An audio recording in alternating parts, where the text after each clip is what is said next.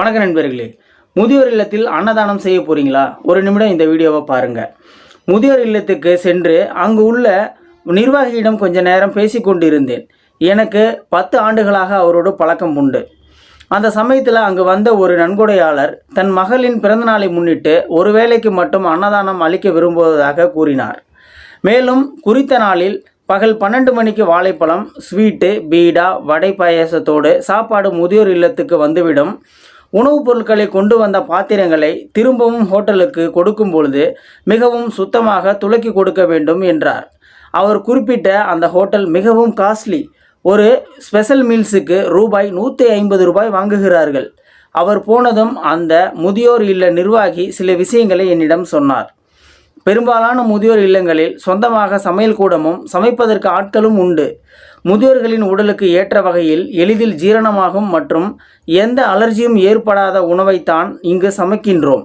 நம் மக்களின் ஆர்வ கோளாறு மிகுதியால் புண்ணியம் சம்பாதிக்கும் பேரில் ஒரு நல்ல நாள் விசேஷம் என்றால் அன்னதானம் செய்கின்றேன் என்கின்ற பெயரில் புரோட்டா, சில்லி புரோட்டா, கொத்து புரோட்டா, தந்தூரி உணவுகள், ஸ்வீட்டு, நூடுல்ஸு, ஃப்ரைட் ரைஸு என்று வாங்கி அன்னதானமாக அளித்து விடுகிறார்கள். 70 வயது பாட்டிக்கு இங்கு சாம்பாரில் போடும் பருப்பே ஜீரணமாகாமல் அசிடிட்டி பிரச்சனை ஆகின்றது. குலைந்து போன சாதமும் இட்லியை சாம்பாரில் ஊற போட்டு கரைத்து குடிக்கும் பெரியவர்களுக்கு புரோட்டாவும் சிக்கன் குருமாவும் கொடுத்தால் என்ன ஆகும்? குறிப்பாக நாம் வழக்கமாக ஹோட்டலில் சாப்பிடும் சாம்பார், வத்த குழம்பே இவர்களுக்கு ஒத்துக்கொள்ளாது. ஹோட்டல் சாப்பாடு எல்லாம் 40 வயது வரை உள்ள ஆட்களுக்குத்தான். இவ்வளவு உப்பும் காரமும் தொடர்ந்து 2 நாள் சாப்பிட்டால் 4-5 நாட்களுக்கு இந்த முதியோர்கள் எதுவுமே சாப்பிட முடியாமல் அவஸ்தைப்படுவார்கள். போன மாதமெல்லாம் ஒருவர் சாப்பாட்டுடன் ஐஸ்கிரீமை நல்ல குளிர்காலத்தில் வந்து முதியோர் இல்லத்தில் கொடுத்துவிட்டு போகின்றார். இதற்கும் அவர் ஒரு சாஃப்ட்வேர் கம்பெனியில் மேலாளர். 1 லட்சத்துக்கும் மேல் மாத சம்பளம் வாங்குகின்றார். ஆரம்ப காலங்களில் இப்படி அன்னதானம் செய்ய வந்தவர்களிடம் எங்களிடம் பணமாக கொடுத்து விடுங்கள் என்று சொல்லி பார்த்தோம். சிலர் மளிகை பொருட்களாக வாங்கி கொடுத்தார்கள். ஆனால் பலரும் அவர்கள் கண்முன்னே எல்லாம் நடக்க வேண்டும், அவர்கள் கையால் 4 பேருக்கு உணவு பரிமாற வேண்டும் என்று அடம் பிடிக்கிறார்கள். பணமாக நேரடியாக கொடுக்கவோ அல்லது மளிகை பொருட்களை நாங்கள் வெளியில் விற்றுவிடுவோம் என்று தவறாக எண்ணி பலரும் முன்வருவதில்லை. ஒரு முதியோர் இல்லத்தில் சாப்பாட்டு செலவுக்கு நிகராக மருத்துவ செலவும் உண்டு. கட்டணமே இல்லாமல் ஒரு சேவை போல் இங்குள்ள முதியோர்களுக்கு அடிப்படை பரிசோதனைகள் செய்ய சில நல்ல மருத்துவர்கள் இருப்பதால் தான் கொஞ்சமாவது சமாளிக்க முடிகின்றது. ஹோட்டலில் ஒரு நபருக்கு ரூபாய் 100க்கு மேல் ஒரு சாப்பாட்டுக்கு செலவு ஆகின்றது.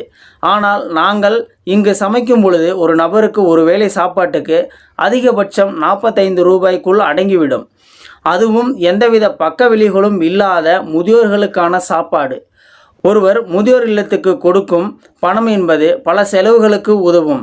மருத்துவம், போர்வை, சோப்பு, எண்ணெய், பல்பொடி, கிருமி நாசினி, உடை, கட்டிடம், தோட்ட பராமரிப்பு, ஊழியர்கள் சம்பளம், முடி திருத்துவோர் சம்பளம் என்று.